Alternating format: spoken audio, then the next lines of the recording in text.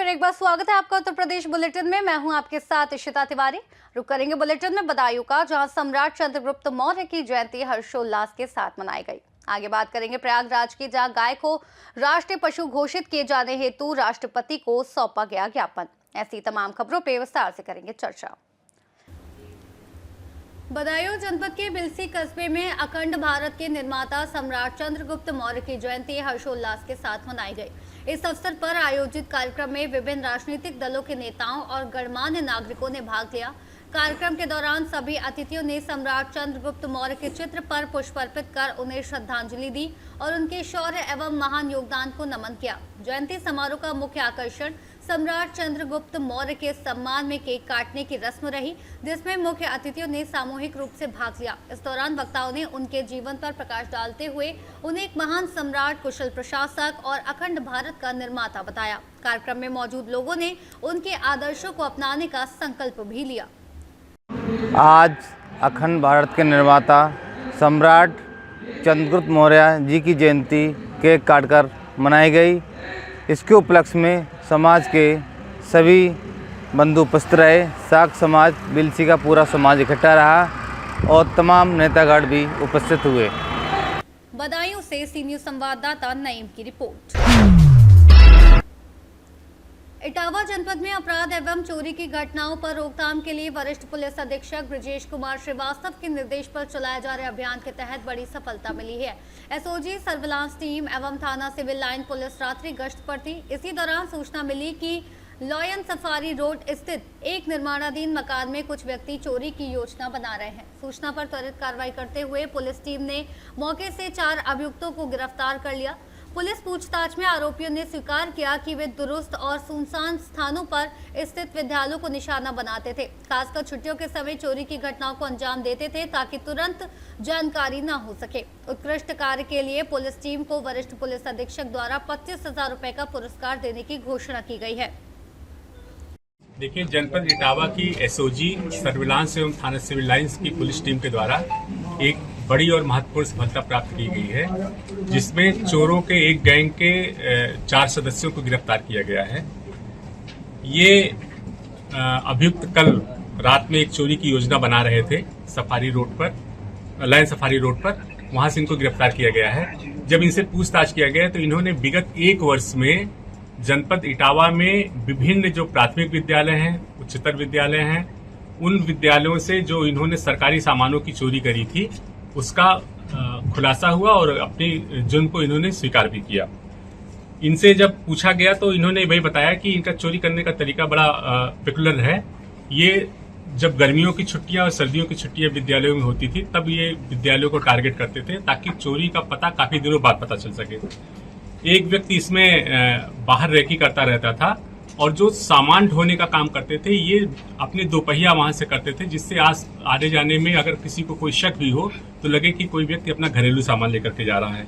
इनके कब्जे से इन्वर्टर, टीवी, कई computer, ceiling fan, mid day meal से संबंधित गैस सिलेंडर, भगोना, बच्चों के खाने का राशन, यहाँ तक कि टाफियां भी जो रहती थी वो भी। इटावा से सी न्यूज़ संवाददाता विशाल कुमार सक्सेना की रिपोर्ट।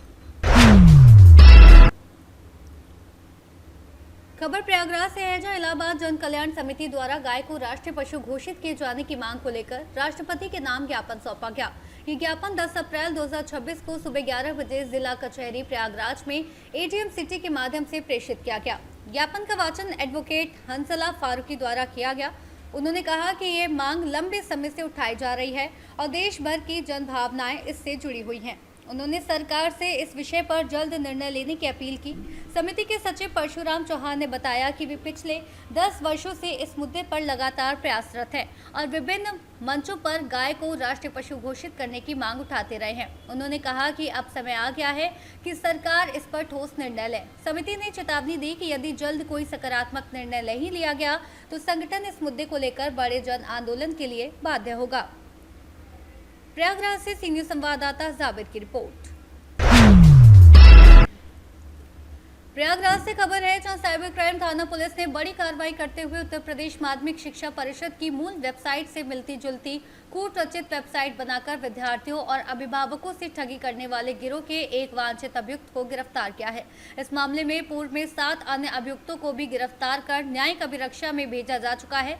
जांच में सामने आया कि आरोपी और उसके साथी उत्तर प्रदेश बोर्ड की असली वेबसाइट www.upmsp.edu.in की नकली वेबसाइट www.upmsp-edu.in बनाकर छात्रों और संस्थानों को भ्रमित करते थे। इसके माध्यम से फर्जी अंक पत्र, डिग्री, डिप्लोमा एवं प्रवचन प्रमाण पत्र तैयार कर उन्हें ऑनलाइन वेरिफिकेशन के जरिए असली जैसा दिखाया जाता था। इसके अलावा गिरोह द्वारा विभिन्न शैक्षणिक संस्थानों और छात्रों से फर्जी दस्तावेजों के नाम पर अवैध वसूली भी की जाती थी।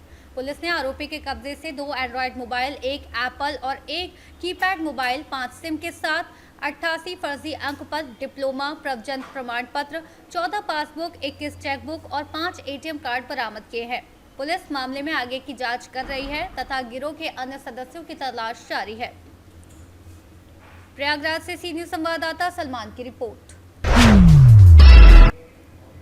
प्रयागराज से खबर है, जहां थाना सराय इनायत पुलिस ने चोरी के मामले में कार्रवाई करते हुए 2 अभियुक्तों को गिरफ्तार कर उनके कब्जे से चोरी हुए बिजली के तार वजन करीब 48 किलोग्राम बरामद किए हैं। जानकारी के अनुसार थाना सराय इनायत में पंजीकृत मुकदमा से संबंधित वांछित अभियुक्त रिंकू पुत्र रामचंद्र बिंद और रिंकू पुत्र मोहनलाल बिंद दोनों को गिरफ्तार किया गया। गिरफ्तारी के दौरान पुलिस ने उनके कब्जे से चोरी किए गए बिजली के तार बरामद किए। बरामदगी के आधार पर मामले में धारा 317(2) की बढ़ोतरी करते हुए आगे की विधिक कार्रवाई की जा रही है। पुलिस के अनुसार अभियुक्तों ने ग्राम मेरौड़ा क्षेत्र से बिजली के तार काटकर चोरी की वारदात को अंजाम दिया था, जिसकी शिकायत पर मामला दर्ज कर जांच शुरू की गई थी। प्रयागराज से सी न्यूज संवाददाता सलमान की रिपोर्ट। जनपद रामपुर थाना कोतवाली क्षेत्र के अंतर्गत आज पुलिस को बड़ी कामयाबी मिली है। फरहान नाम का व्यक्ति अपने आप को क्राइम ब्रांच का दरोगा बताकर लोगों से ठगी करता था। इसी क्रम में थाना कोतवाली पुलिस को शब्बीर अहमद की पत्नी के द्वारा ये तहरीर दी गई कि फरहान नाम के व्यक्ति के द्वारा 5 लाख रुपए गिरफ्तारी से बचने के नाम पर लिए गए थे। उनको भी उसने अपने आप को क्राइम ब्रांच पुलिसकर्मी बताया कि क्राइम ब्रांच में तैनात है। फरहान और उसकी पत्नी को पुरानी तहसील बाजार नसरुल्ला खां के गेट से गिरफ्तार किया गया। फरहान के पास से 4,57,500 रुपए बरामद हुए और जिस वर्दी का इस्तेमाल करके ठगी करता था वह भी वर्दी उसके पास से मिली। पूछताछ के दौरान फरहान और उसकी पत्नी ने बताया कि साथ मिलकर पहले भी कई घटनाओं को अंजाम दे चुके हैं। पुलिस की वर्दी धारण कर लोगों को डरा धमकाकर मोटी रकम लिया करते थे। इससे बचाने के लिए, गिरफ्तारी से बचाने के नाम पर अभियुक्त फरहान के द्वारा 5,50,000 की वसूली की गई। जब इस अभियुक्त को चिन्हित किया गया और इसके पीछे टीम लगाई गई और गिरफ्तार किया गया तो इसके द्वारा पूछताछ में ये बताया गया कि ये इस तरह का फर्जीवाड़ा पहले भी करता रहा है। इस बार ये पकड़ा गया है। अपने आप को एक क्राइम ब्रांच का पुलिसकर्मी बताता था। इसके मोबाइल से जो फोटो मिले हैं उसमें एक फ़ोटो ये भी है जिसमें ये अपने आप को वर्दी में प्रेजेंट कर रहा है। अभियुक्त से 4,57,000 की बरामदगी हुई है जो उनसे वसूला गया था। गिरफ्तार मुन्ना पुत्र शब्बीर अहमद की पत्नी के द्वारा ये तहरीर दी गई कि फरहान नाम के व्यक्ति के द्वारा 5,50,000 रुपए गिरफ्तारी से बचाने के नाम पर लिए गए थे। उनको भी इसने अपने आप को पुलिसकर्मी बताया था कि क्राइम ब्रांच में तैनात है। अब इस अभियुक्त के खिलाफ 308(6) BNS के तहत कार्रवाई की गई है। अभियुक्त फरहान और उसकी पत्नी दोनों को इसके तहत गिरफ्तार किया गया, जेल भेजा जा रहा है। सर, एक्यूज्ड कहाँ का रहने वाला है और क्रिमिनल हिस्ट्री क्या है? इसकी क्रिमिनल हिस्ट्री सर्च करवाई गई है। पूर्व के मुकदमे अभी तक नहीं ज्ञात हुए हैं, लेकिन अगर कहीं ज्ञात होता है तो उसमें भी कोऑर्डिनेट करते हुए उसमें भी कठोर कार्रवाई की जाएगी। कहाँ के रहने वाले हैं? ये रहने वाला रामपुर का ही। सर, तो क्या इनकी पत्नी भी मिलकर इसमें साथ में करती है? हाँ, पत्नी के साथ में मिलते हुए इस तरह। तो अभी कितने लोग गिरफ्तार हैं? 2 अभियुक्त गिरफ्तार है, फरहान और उसकी पत्नी। पत्नी इस तरह का नहीं बताती, ये अपने आप को बताता था, लेकिन वो सहयोगी की भूमिका में रहती थी, वो पैसा लेने जाती थी। रामपुर से सी न्यूज संवाददाता राजू राजपूत की रिपोर्ट। उन्नाव में नए शैक्षणिक सत्र 2026-27 की शुरुआत के साथ ही निजी स्कूलों की मनमानी को लेकर अभिभावकों का आक्रोश बढ़ता जा रहा है। आरोप है कि कई प्राइवेट स्कूल फीस वृद्धि, रीएडमिशन शुल्क और महंगी किताबें, ड्रेस व अन्य सामग्री निर्धारित दुकानों से ही खरीदने के लिए अभिभावकों पर दबाव बना रहे हैं। इसी मुद्दे को लेकर नर सेवा नारायण सेवा समिति ने आवाज उठाई है। समिति के संस्थापक विमल द्विवेदी ने जिलाधिकारी के माध्यम से प्रधानमंत्री एवं मुख्यमंत्री को संबोधित ज्ञापन सौंपकर निजी स्कूलों की मनमानी पर रोक लगाने की मांग की है। ज्ञापन में आरोप लगाया गया है कि कई स्कूल शिक्षा को व्यवसाय बना चुके हैं और कमीशन के खेल के चलते अभिभावकों से बाजार मूल्य से कई गुना अधिक दाम वसूले जा रहे हैं। विमल द्विवेदी ने कहा कि गरीब और मध्यम वर्गीय परिवार शिक्षा के बढ़ते खर्च से परेशान हैं। ऐसे में प्रशासन को तुरंत हस्तक्षेप कर फीस नियंत्रण और किताबों व यूनिफॉर्म की बिक्री व्यवस्था को पारदर्शी बनाना चाहिए। संगठन ने चेतावनी दी है कि यदि जल्द कार्रवाई नहीं हुई तो वे अभिभावकों के साथ मिलकर आंदोलन करेगा। हम सब लोगों ने निजी स्कूलों द्वारा जो अभिभावकों पर अनावश्यक रूप से दबाव बनाया जाता है, उनके यहाँ मनचाही रेट पर जो किताबें बेची जाती हैं, री एडमिशन के नाम पे वसूली की जाती है और यूनिफॉर्म के नाम पे अनावश्यक पैसा वसूला जाता है। इसको लेकर हम सब ने आज माननीय प्रधानमंत्री जी को, माननीय मुख्यमंत्री जी को संबोधित ज्ञापन जिलाधिकारी महोदय के द्वारा दिया गया है और ये मांग की गई है कि जो निजी स्कूलों द्वारा NCERT की बुक्स व जो SCERT की बुक जो हैं, जो 10 गुना रेट पर 50 रुपये की बुक्स 500 रुपये में बेची जाती है, यूनिफॉर्म उनके मनचाहे रेट पर बेची जाती है, वह बच्चों से हर वर्ष री एडमिशन के नाम पर फीस ली जाती है। इस पर बड़ा कानून लाने की आवश्यकता है और जो विद्यालय नहीं मानते हैं इस कानून को, उन पर सख्त कार्रवाई करने की हम सब ने मांग की है और इसको लगातार नर सेवा नारायण सेवा शुरू से ही ये मांग करता आ रहा है कि ऐसे विद्यालयों पर कार्रवाई होनी चाहिए जो मध्यम वर्गीय और गरीब बच्चों पर, जो अभिभावकों पर ये अनावश्यक दबाव बनाते हैं, उन पर ये बोझ डालते हैं कि किताबें हमारे ही स्कूल से या उनके द्वारा चिन्हित किए गए बुक स्टॉल से ही खरीदनी।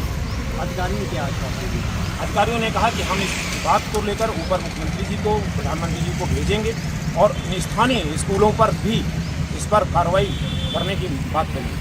आगे अगर कार्रवाई नहीं होती तो आगे क्या? अगर इस पर कार्रवाई नहीं होती है तो इसके लिए अभिभावकों के साथ, आम जनमानस के साथ हम सब सड़कों पे उतरेंगे। माननीय प्रधानमंत्री जी, माननीय योगी जी से।